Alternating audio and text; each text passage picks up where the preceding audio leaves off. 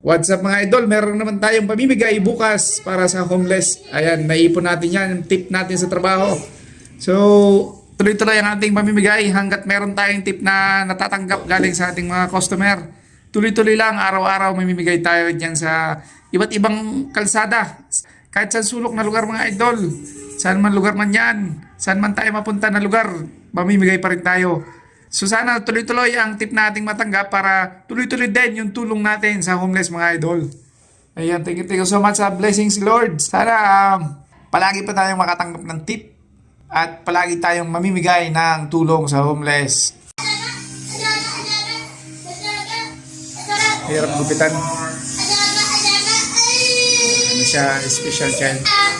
Magbablog sana tayong mga idol kaso bumuhos na yung ulan mga idol. Kape muna. Ayan o, ang sama ng panahon. Tumutulo na yung ulan. Uulan na mga idol. Oh. Tumulo na kanina.